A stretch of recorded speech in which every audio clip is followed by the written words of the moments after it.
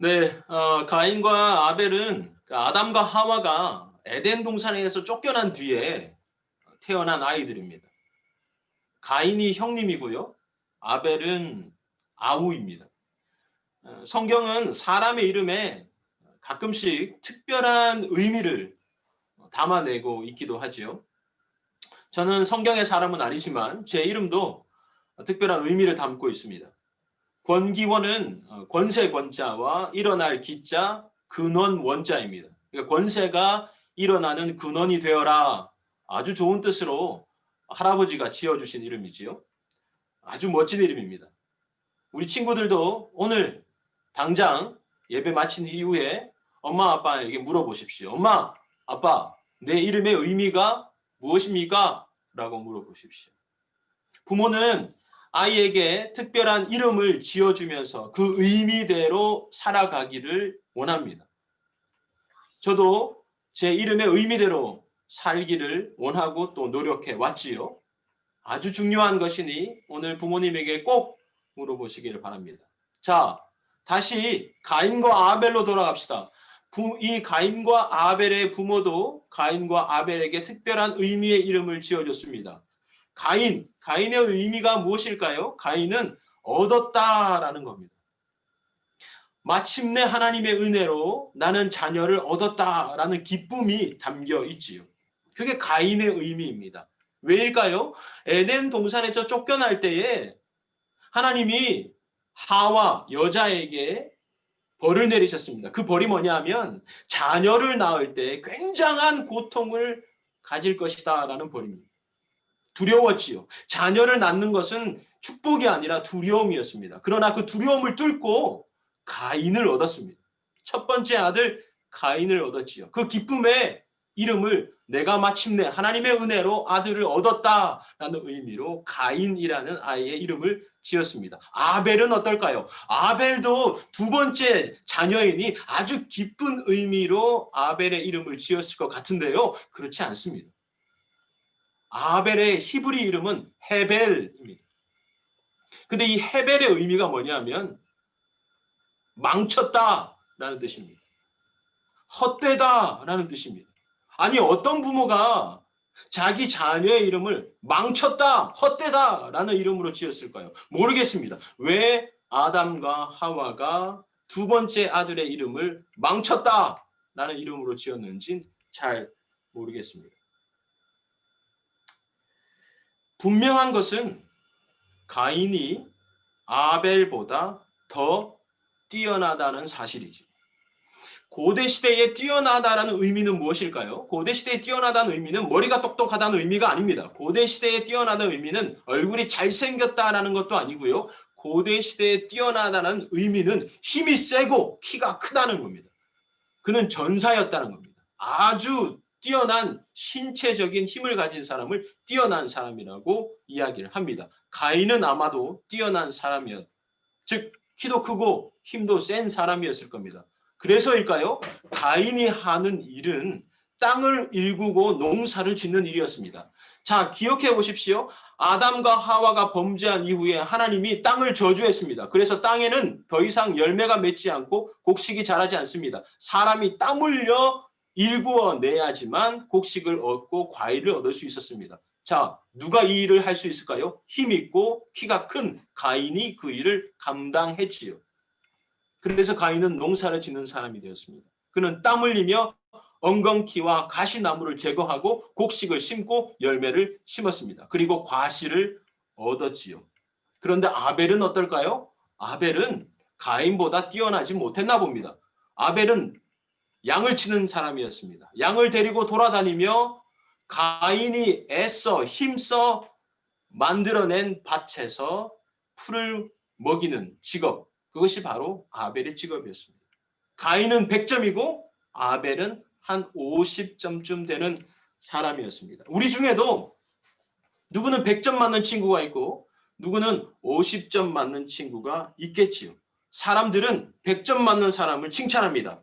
박수를 쳐줍니다. 네, 열심히 노력했으니 칭찬받는 것은 당연합니다. 그런데 성경은 100점짜리 가인을 칭찬하는 것으로 그치지 않습니다. 성경의 이야기는 박수를 쳐주는 것 넘어 다른 이야기를 해주고 있습니다. 그것이 오늘의 이야기지요.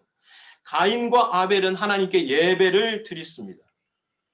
그런데 100점짜리 가인의 예배를 하나님이 더 기뻐할 것 같은데 하나님은 100점짜리 가인의 예배를 받지 않고 오히려 50점짜리 아벨의 예배를 더 기뻐했습니다.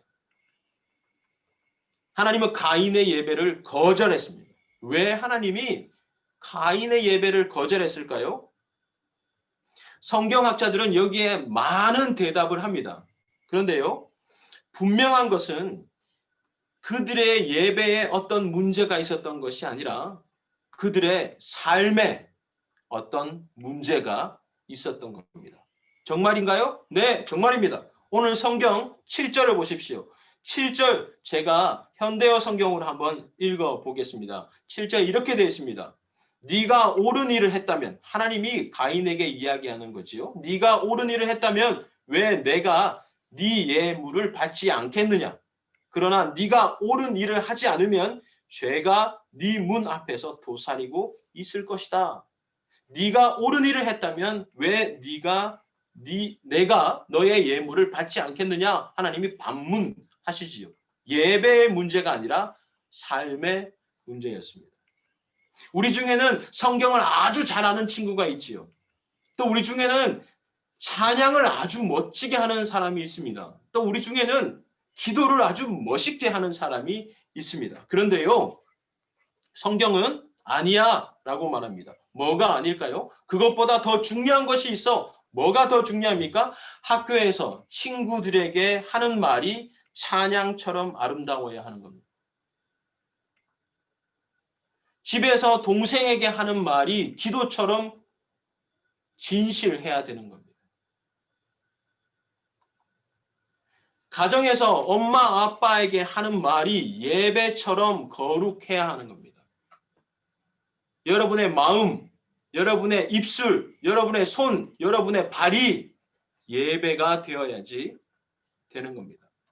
우리는 줌으로 예배를 드리지요.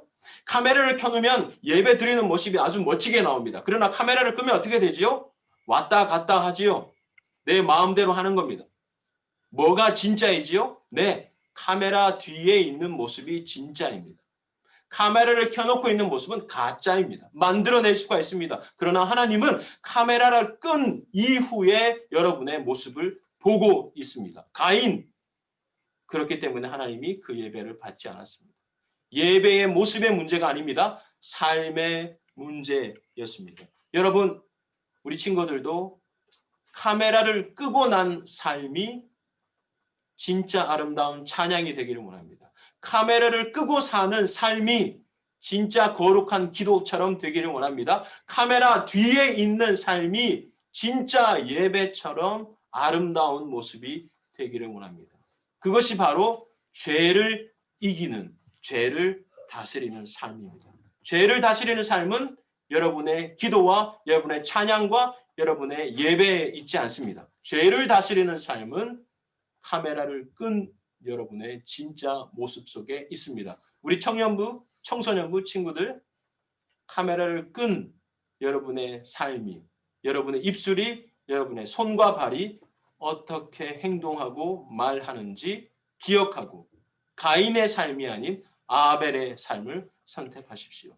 50점짜리 삶이라도 카메라 끈 이후의 삶이 100점이라면 하나님은 그 예배를 받으실 겁니다. 여러분이 카메라 끈 이후에 아벨의 예배를 드리는 사람 될 수 있기를 주의 이름으로 축원합니다. 기도하겠습니다. 살아계신 하나님, 가인의 삶과 아벨의 삶을 살펴보았습니다. 100점짜리 삶을 살고 있을 것 같은 가인은 사실 50점짜리 삶이었습니다.